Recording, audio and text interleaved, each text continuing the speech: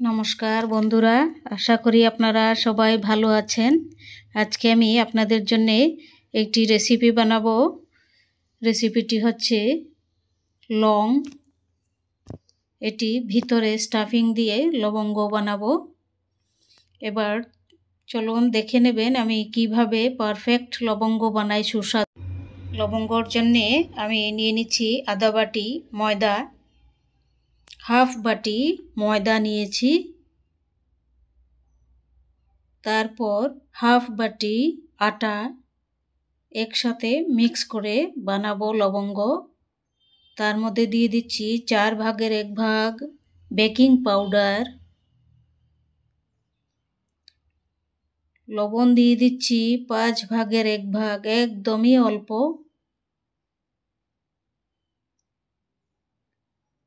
এখন ময়াম দিয়ে দিচ্ছি চা চামচ দিয়ে 4 চামচ রিফাইন্ড তেল, সাদা তেল। এটি দিয়ে ময়াম মেখে নেব। মিক্স করে নিচ্ছি। দেখুন ডো হয়ে যাচ্ছে ময়াম দেওয়ার পর, মানে ভালো হয়েছে ময়ামটা। এবার অল্প নর্মাল জল, ঠান্ডা জল, ওগুলো অল্প অল্প জল দিয়ে আমি একটি ডো বানাবো মেখে। বেশি জল দেব না, একদম অল্প অল্প জল দিয়ে মেখে একটি ডো বানাবো খুব সুন্দর। তারপর ডোটি বানিয়ে আমি 1 ঘন্টা রেস্টের জন্য রেখে দেব কভার করে। ডোটি হয়ে গেছে। এবার এটি 1 ঘন্টার জন্য আমি কভার করে রেখে দেব। আমার এই রেসিপি যদি ভালো লাগে আপনারা সাবস্ক্রাইব করবেন, লাইক করবেন, শেয়ার করবেন, কমেন্ট করে জানাবেন। লবঙ্গর মধ্যে স্টাফিং দেওয়ার জন্য ছানা নিয়েছি আমি 4 চামচ, তারপর নিয়েছি 2 চামচ পাউডার দুধ। এটি ভালো করে মিক্স করে নেব একসাথে।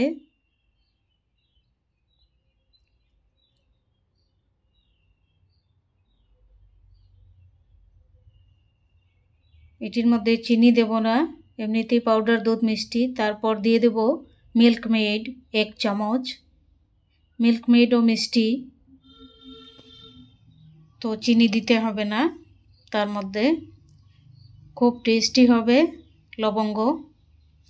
এবার ছোট্ট একটি ডো নিয়েছি, দেখুন আমি রুটির মতো বেলে নিচ্ছি।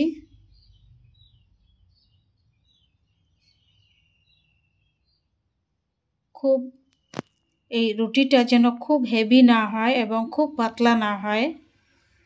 খুব পাতলা হলে স্টাফিংটা তেলের মধ্যে বেরিয়ে যাবে, আর খুব হেভি হলেও ভালো লাগবে না, কাঁচা কাঁচা থাকবে। যতই ভাজলেও কাঁচা থেকে যাবে ভিতরে।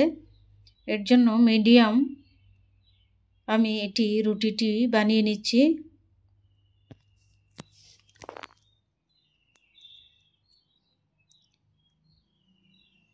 খুব পাতলা নয়, খুব ভারীও নয়। এবার এই স্টাফিং দিয়ে দিচ্ছি ছানা, ঠিক মিডিলে অল্প করে।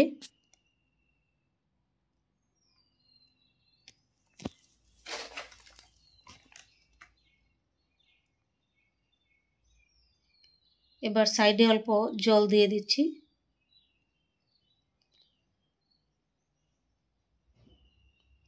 জল দিয়ে এটি ফোল্ড করে লাগালে তাহলে আর স্টাফিংটা বেরোবার ভয় থাকবে না।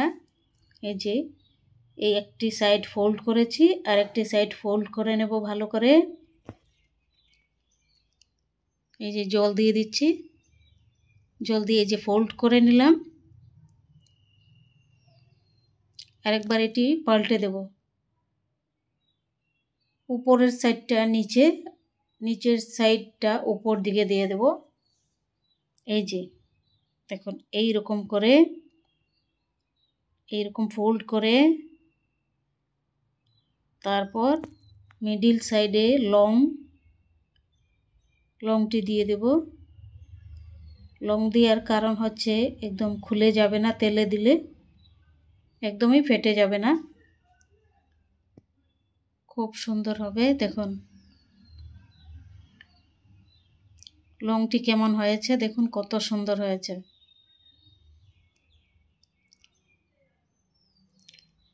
এবার এগুলো আমি ভেজে নেব।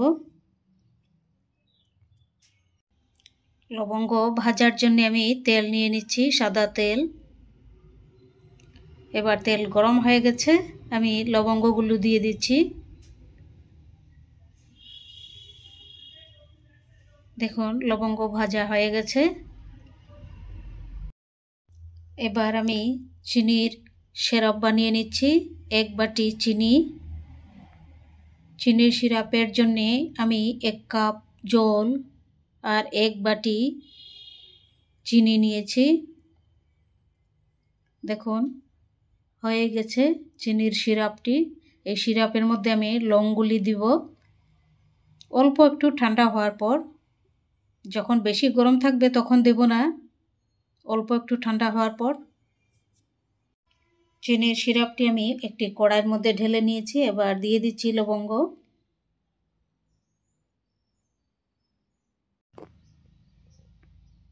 দিয়ে দিচ্ছি। এখন 5 মিনিট পর খুব সুন্দর হবে লবঙ্গগুলো। এটি সিরাপটি যখন ভিতরে যাবে, চিনির সিরাপ, তখন খুব সুন্দর লাগবে এটি দেখতে, খুব ভালো লাগবে, সুস্বাদু হবে খেতে, একদম মচমচে হয়েছে।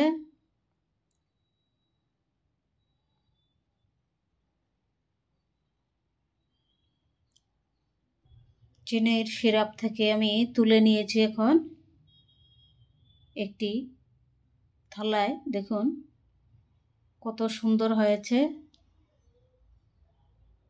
ভিতরে স্টাফিং আছে ছানা দিয়ে, পাউডার দুধ দিয়ে, মিল্ক মেড দিয়ে, প্রচণ্ড সুস্বাদু হবে এটি নিশ্চয়ই, একদম।